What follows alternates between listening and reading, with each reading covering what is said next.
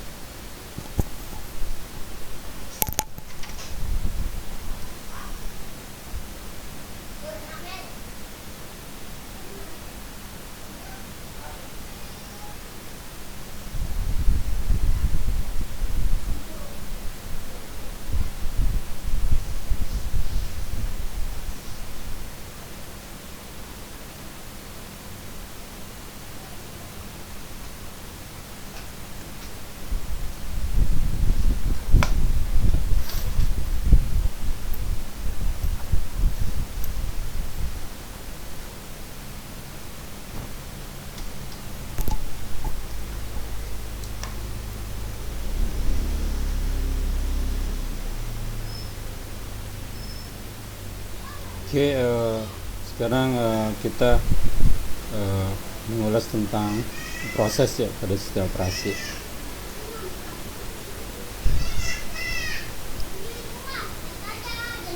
Ini ada event, start dan status pada proses, manajemen proses, trade, inter process communication, program vs proses.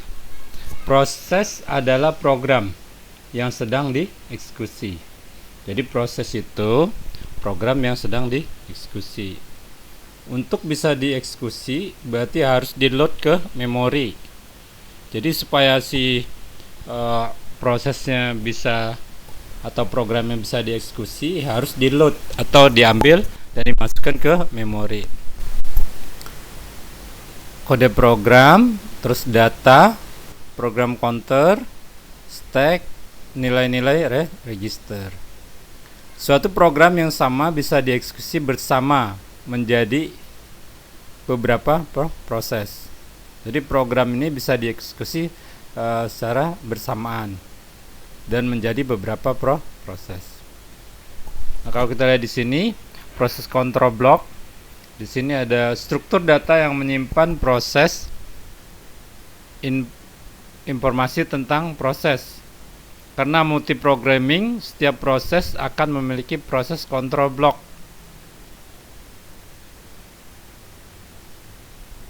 Halo, masih koneksi? Masih bagus? Aman Pak, aman. Ini ada identifier, ada state, ada priority, ada program counter, ada memory pointers, ada context data, ada IO status information, ada accounting information. Oke. Terus ada penciptaan proses. Jadi proses ini bisa diciptakan. Pertama, 4 event yang memicu penciptaan proses. Pertama, booting. Booting ini inisialisasi sistem. Booting. Yang kedua, eksekusi sistem call untuk menciptakan proses atau spawning. Terus permintaan dari user untuk menciptakan proses. Yang berikutnya awal dari batch job. Jadi ada 4 event yang memicu penciptaan proses. Untuk keempat event ini ada satu proses yang akan memanggil sistem call untuk menciptakan proses baru. Setiap proses yang diciptakan akan mendapat address space sendiri. Penghentian proses. Nah, tadi udah diciptakan, jadi ada penciptaan atau pembuatan proses. Nah, di sini juga ada penghentian proses. 4 event atau 4 kejadian yang memicu penghentian proses. Jadi proses ini kan program ya. Ini. Seperti kita dari awal, proses adalah program yang sedang dieksekusi. Jadi kalau penghentian proses berarti penghentian program yang sedang dieksekusi. Jadi ada 4 event atau kejadian yang dapat memicu penghentian proses atau program yang sedang dieksekusi. Pertama, keluar secara normal. Yang kedua, keluar karena error, diatur sendiri oleh proses. Yang ketiga, fatal error, dipaksa oleh sistem. Yang berikutnya, dibunuh proses lainnya yang memiliki wewenang untuk itu. Nah, makanya kalau kita ada program yang stop, berhenti, nah itu ada 4 kemungkinan. Pertama, dia keluar secara normal, berarti programnya itu di close, ditutup. Terus keluar karena error, ada program yang error, dia keluar, diatur sendiri prosesnya. Terus ada fatal error. Fatal error ini dipaksa oleh sistem ya. Terus dibunuh proses lainnya. Nah, ini kan yang dibunuh oleh proses lainnya ini biasanya virus kan. Jadi virus masuk, nah dia ngebunuh. Jadi program yang sedang dieksekusi dibunuh dan artinya dihentikan. Yang memiliki wewenang untuk itu. Hierarki proses kalau kita lihat dikenal di Unix namun tidak di Windows. Di Unix sistem call fork akan dipanggil untuk membuat proses anak. Suatu proses dan semua leluhurnya akan membentuk hierarki proses. Di Unix proses init akan dipanggil pertama kali dan menjadi root dari hierarki proses. Berarti kalau di Unix ini yang pertama proses init ya. Nah, kita lihat di sini rekan-rekan sekalian, ada namanya status proses. Setiap proses bisa berada pada salah satu dari 3 status. Ada ready, running, block. Ada satu proses khusus yang disebut scheduler yang bertugas untuk menjadwalkan proses mana yang bisa running. Jadi proses mana yang bisa running atau program mana yang bisa running. Nah, ini nanti ada proses khusus scheduler. Dia men-schedule ya. Nah, pertama create. Create berarti dia penciptaan proses. Create atau buat prosesnya di sini. Nah, pada saat create dia masuk ke block ready. Ready ini dia udah siap ya, siap untuk dijalankan, siap untuk di running, siap untuk dieksekusi. Ini yang ready ini. Jadi proses ready. Nah, berikutnya dia akan masuk ke prosesor, akan di running, dijalankan, di running. Jadi yang udah siap di sini, prosesnya udah siap atau programnya udah siap, dia akan masuk ke blok running untuk dijalankan di blok running. Nah, kalau kita lihat di blok running ini pada saat mau dijalankan ada 3 kemungkinan yang akan terjadi di blok running. Pertama, di suspend. Di suspend berarti dia di blok, yang proses masuk dari ready ke running di suspend, dia akan masuk ke blok. Jadi dikembalikan ke blok. Yang tadi ready masuk ke running, kemungkinan pertama di suspend. Di suspend ini akan dikembalikan lagi ya.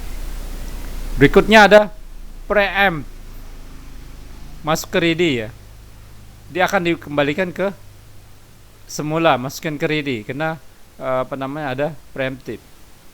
Nah, kemungkinan ketiga dia akan di running sampai selesai nanti, sehingga di prosesor ini sampai selesai menuju ke terminate, selesai.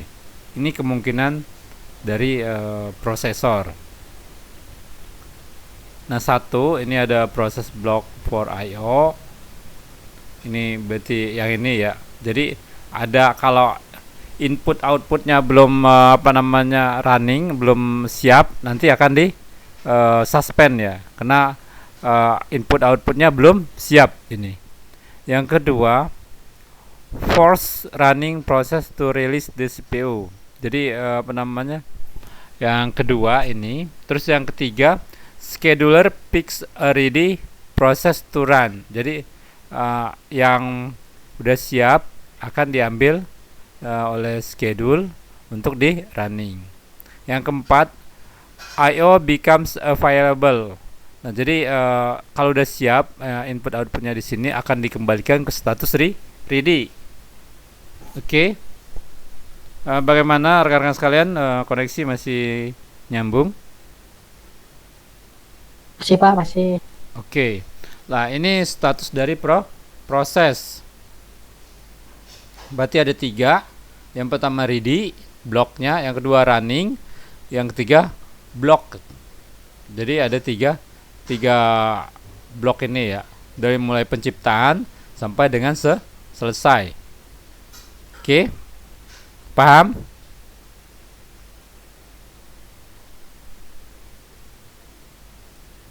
Lumayan Pak. Oke, kita bisa lanjut. Ada manajemen proses. Jadi kalau kita lihat proses itu ada manajemennya. Pertama, status setiap proses dicatat dalam sebuah tabel proses. Tabel proses adalah struktur data di mana setiap entry berupa PCB. Konteks switching adalah istilah untuk menyatakan saat scheduler memilih proses lain untuk running. Nah, jadi ada konteks switching. Nah, ini pada saat scheduler yang penjadwalannya ini memilih proses lain untuk running. Nah, ini perilaku proses utilitas CPU. Nah, kalau kita lihat suatu proses tidak terus-menerus memakai CPU.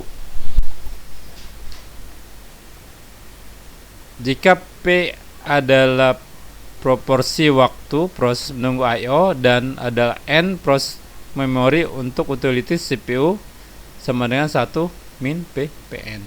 Ini ketutup gambar nih kayaknya, yuk.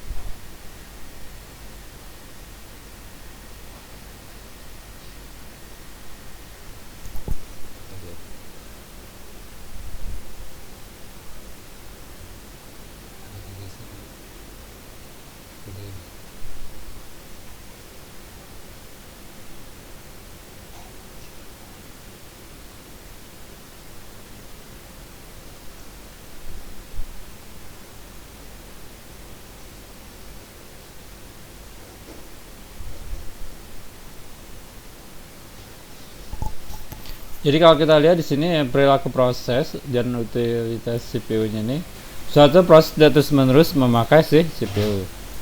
Dua jenis proses, compute bound dan I/O bound. Dengan multiprogramming, utilitas CPU bisa ditingkatkan. Jadi multiprogramming ini untuk meningkatkan penggunaan dari CPU. Jika P adalah proporsi waktu, proporsi menunggu input output, dan ada N proses di memori, maka utilisasi CPU sama dengan 1 min Pn. Nah, ini A ada B. Kalau kita lihat long burst, waiting for I/O. Nah, ini short CPU burst. Ini waktu, time ya. Time.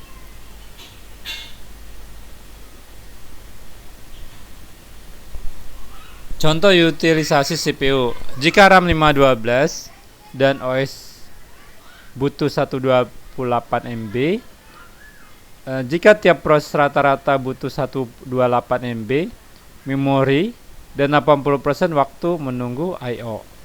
Berarti 128 seperempatnya ya. Berarti ada max 3 proses di memori secara bersamaan. Utilisasi CPU kalau kita lihat sebenarnya 1 dikurang 0,83 sama dengan 48,8%. Jika RAM ditambah 512 MB maka max ada 7 proses CPU satu prosesnya ini ya, 1-0,87, ini 79%. Jika ditambah lagi 512, maka max ada 11 proses. Utilisasi CPU 1 dikurang 0,811, kemudian 91%. Di sini ada thread. Thread kalau kita lihat mirip proses namun sharing address space. Jadi thread ini sama mirip ya proses, tapi dia sharing alamat ya, address space, alamatnya di share. Proses di dalam proses. Jadi prosesnya, nah di dalam itu ada proses. Mengapa perlu thread? Mengapa tidak menggunakan proses saja? Proses vs thread. Alasan menggunakan thread. Pertama, dalam suatu aplikasi berjalan beberapa hal secara paralel, namun perlu sharing data. Thread lebih mudah dan cepat untuk diciptakan dan dihentikan. Jadi si thread ini adalah apa tadi? Sharing address space. Dan proses di dalam proses. Nah, kelebihannya dalam suatu aplikasi berjalan beberapa hal secara paralel, namun perlu sharing data. Thread lebih mudah dan cepat untuk diciptakan dan dihentikan. Contoh, word processor digunakan untuk mengedit suatu dokumen besar. Jika satu kalimat pada halaman 1 dihapus, lalu harus pindah ke halaman 600, maka akan makan waktu lama. Akan terasa lebih cepat jika dibagi menjadi 2 thread, reformat dan UI. Nah, ini word processor ya. Jadi ketikan ini kernel, ini disk, ini keyboard.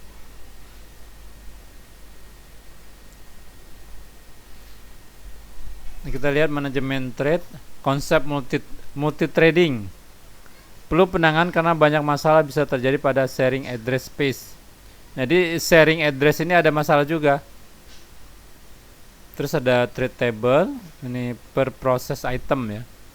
Address space, global variable, open files, child process, pending alarms, signal dan signal headers, accounting information. Di sini per thread items, program counter, register, terus ada stake, ada stat.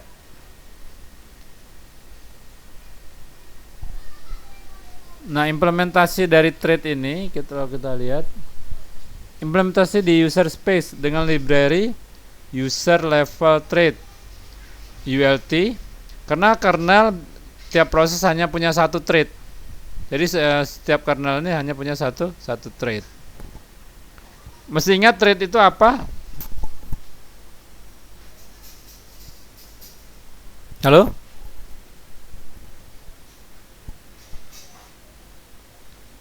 Koneksi bagaimana ini rekan-rekan sekalian? Halo? Ya Pak. Aman Pak. Thread ini berarti apa tadi? Sharing address space. Memory, space ya. Ya, sharing ya. Bisa diimplementasikan bahkan pada SO yang tidak mengenal thread. Lebih cepat, scheduler bisa diimplementasikan sendiri. Implementasi di kernel space, kernel level thread, KLT, lebih aman, contohnya Windows. Gabungan, ada yang user atau kernel space, contohnya Solaris. Nah, jadi Solaris ini gabungan ya, ada yang user, ada yang kernel space atau kernel space ya.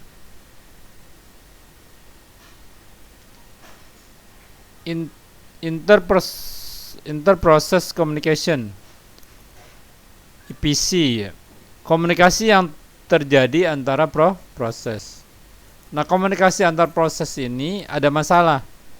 Ada 3 di sini kita lihat. Bagaimana cara menyampaikan informasi.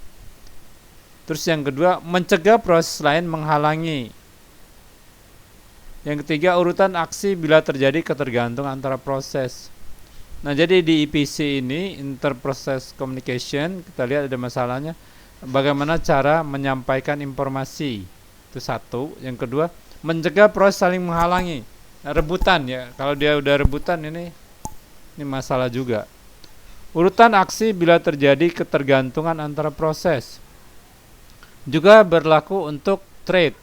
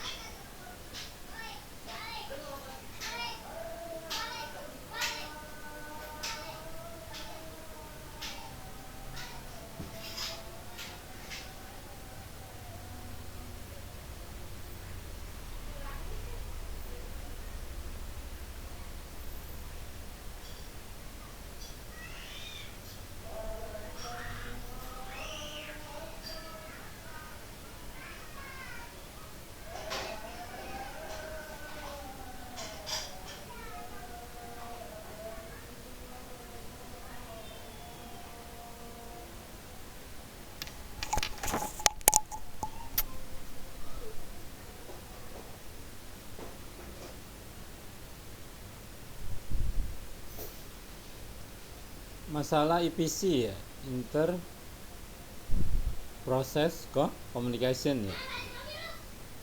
Risk condition.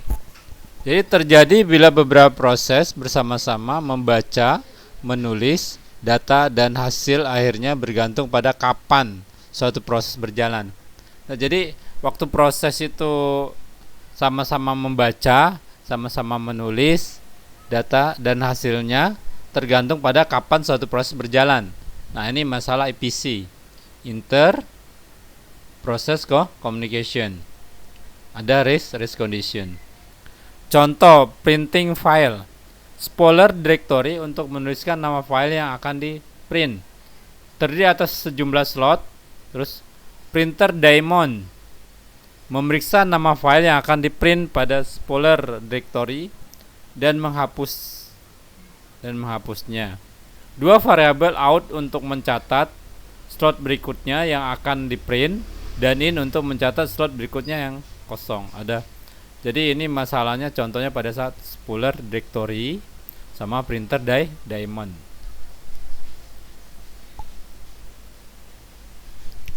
Terus printer spoiler, kalau kita lihat di sini, risk condition bisa terjadi proses A membaca di 7D. Di sini proses A-nya menyimpan di variabel lalu waktu habis. Proses B membaca di 7D, menyimpan variabel lalu menulis nama file di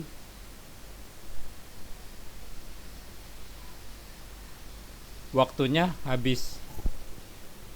Proses A kembali running dan menulis nama file di slot 7. berdasarkan nilai di variabel lokalnya. Akibatnya proses B tidak pernah mendapat hasil printnya. Jadi kalau kita lihat di sini antara proses A sama proses B, dia membaca menulis di address yang sama, 7 alamatnya. Nah kalau kita lihat di alamat yang 7 ini, innya 7. Nah ini jadi proses A masuk, habis, dihentikan proses B, masuk, proses A lagi, masuk lagi. Jadi waktunya habis, belum selesai. Jadi si B nya ini nggak pernah dapat. Kenapa? Karena waktu dia masuk udah dihapus sama si A. Terus berikutnya ada critical region. Adalah bagian program yang mengakses share memory. Jadi critical region ini program yang mengakses share memory. Perlu dibuat mutual exclusion, yaitu mencegah proses lain mengakses share memory sebelum suatu proses selesai mengaksesnya. Jadi dibuat apa? Mutual exclusion. 4 kondisi untuk menghindari race condition. Yang pertama, 2 proses tidak boleh bersamaan berada pada critical region. Jadi pada critical region, kita lihat.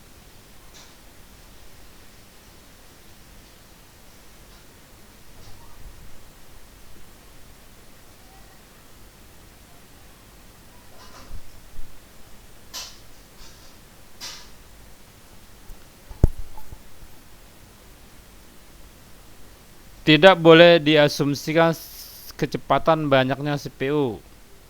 Terus suatu proses yang sedang di luar critical region tidak boleh memblok proses lain. Suatu proses tidak boleh menunggu selama untuk masuk critical region. Nah, jadi critical region ini kalau kita lihat di sini, 2 proses tidak boleh bersamaan berada pada critical region. Jadi pada saat critical region ini 2 proses itu nggak boleh sama-sama masuk di sini. Kayak kasus di proses A sama proses B. Jadi proses A, proses B masuk di sini nih, di alamat ini ya, critical region ya. Jadi jangan sampai kejadian ini ya.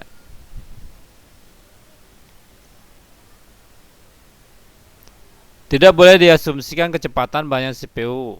Terus suatu proses yang sedang di luar critical region tidak boleh memblok proses lain ya. Jadi kalau dia yang di luar critical region juga, tapi tidak boleh memblok proses yang lainnya.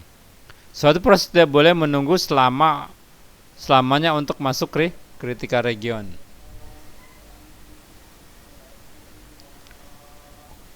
EPC primitif. Nah, kita lihat ada busy waiting, sleep and wake up, semapur, mutek, monitor, message passing, barrier. Nah, ini ada yang gagal ya, beberapa upaya yang gagal. Mendisablekan interrupt saat masuk critical region.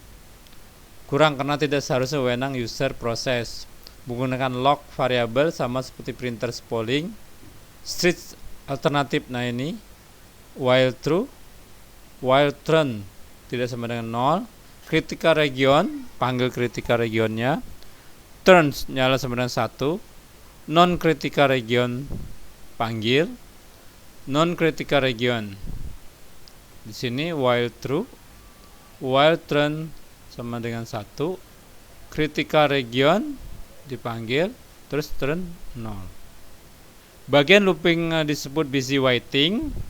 Terus masih melanggar kondisi 3 jika suatu proses cepat masuk ke critical region 2 kali berturut-turut. Yang ini yang kita lihat tadi, ini tidak boleh 2 proses bersamaan berada pada critical region. Jadi ini ada yang masuk ya bareng-bareng ya. Ini ada mutual exclusion, solusi Peterson. Ininya ini pakai bahasa C ya.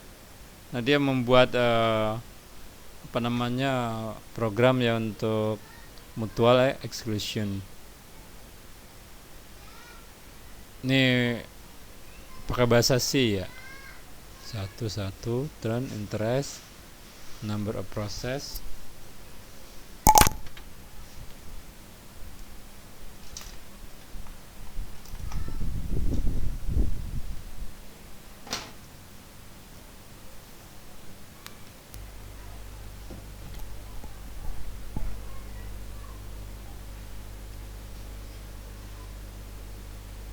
ini mutual exclusion, instruksi TSL, test and set lock.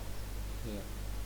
Ada instruksi invisible untuk membaca search variable lock ke register dan menulis suatu nilai non-zero ke lock. Block lock sama dengan 0, setiap proses boleh mengakses critical region dan menjadi 0 lagi setelah selesai. Nah ini ininya, enter region, TSL register, lock, CMP register, JN enter region, red, lib region, move lock sama dengan 0, red. Nah ini tentang mutual exclusion, ini pakai bahasa assembler ya.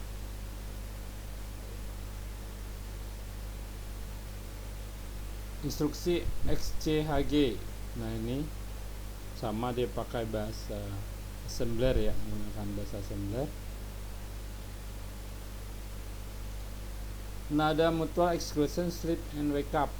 Untuk menghindari busy waiting, selain memboroskan waktu CPU, juga bisa bermasalah jika ada prioritas proses.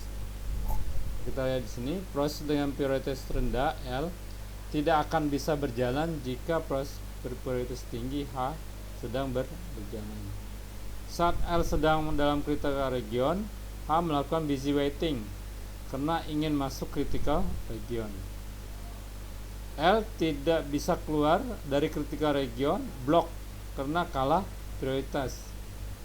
H tidak akan pernah masuk critical region, disebut priority inversion problem. Jadi sleep and wake up ini untuk menghindari busy waiting.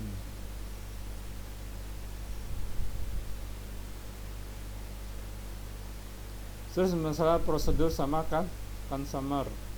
Prosedur memasukkan informasi ke buffer, consumer mengambil informasi dari buffer. Masalah buffer penuh, diatur dengan sleep dan wake up. System call masih bisa tidur kedua-duanya. Nah ini, jadi ada dua proses yang bisa tidur dua-duanya, dan artian harusnya satu tidur, satu bangun. Bangun itu berarti dia bisa diproses, tapi ternyata masih bisa tidur kedua-duanya. Harusnya proses itu kan bisa ada dua proses, bisa kita sleep suruh tidur, yang satunya suruh wake up. Tapi kalau dia buffernya penuh ya, buffer penuh, jadi yang ini sistem call ini yang menyuruh tidur sama wake up, sleep dan wake up. Nah, jadi masalah prosedur consumer, kalau kita lihat di sini di programnya, sini poin dapat terjadi tidur bersama producer dan consumer. Jadi dua yang ininya ya, dua proses pertama dan proses yang kedua.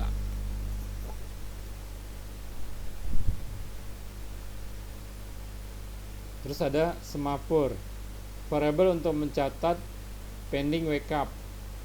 2. Operasi down dan up yang indivisible. Cek nilai, set nilai dan sleep jika nilai sama dengan 0. Bisa di-assign untuk tiap I/O device untuk mengatasi tidur bersama dengan semaphore. Jadi kalau yang kan ada dua proses, harusnya dia satu wake up, satu sleep. Jadi yang sleep tidur, yang wake up bangun, dia bisa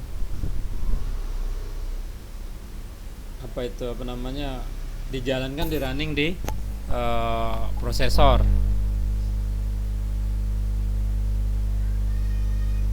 Semaphore sama mutek adalah binaris semaphore, cukup diimplementasikan dengan 1 bit ya.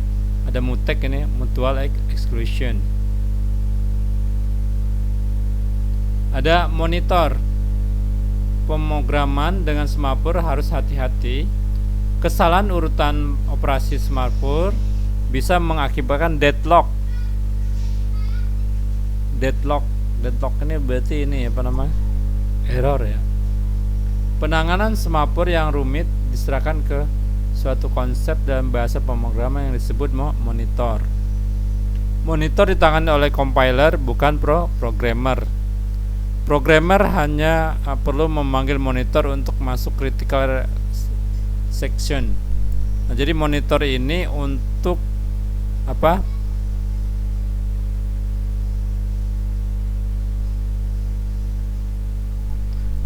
Penanganan semapur yang rumit. Jadi semapur yang rumit itu ditangani dengan monitor. Tapi dia berupa compiler ya, bukan programmer ya.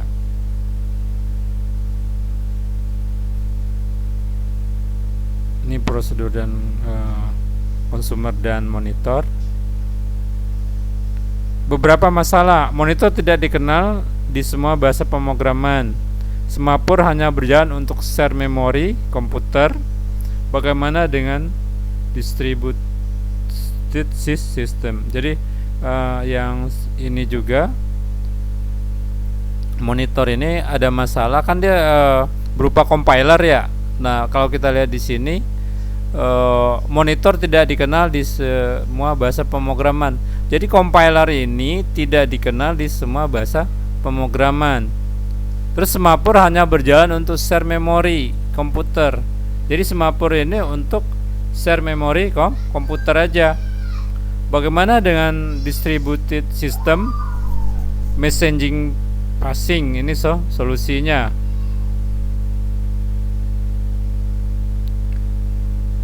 Message passing, dua prosedur send, DST, MSG, dan receive, source message. Jadi ada dua prosedur message passing ini, ada send, kirim, dan receive. Memerlukan protokol untuk masalah komunikasi data, misalnya pesan yang hilang. Nah, ada beberapa isu, acknowledgement, sequence number, terus authentication. Jadi untuk mengatasi pesan-pesan yang hilang. Jadi ada authentication, sequence number, sama acknowledgement. Ini isunya untuk menangani ini ya, data-data yang hilang ya, pesan atau data yang hilang. Terus ada barrier, penghalang. Ini menjaga ya, jadi barrier untuk menangani proses lebih besar pada dua. Jadi kalau dua proses tadi ya, ada sleep, ada wake up. Nah, ini ada barrier. Dibagi dalam beberapa fase. Semua proses memasuki fase bersama. Proses yang siap lebih dulu akan menunggu sampai semua proses siap. Ini barrier. Oke, rekan-rekan sekalian, untuk hari ini materinya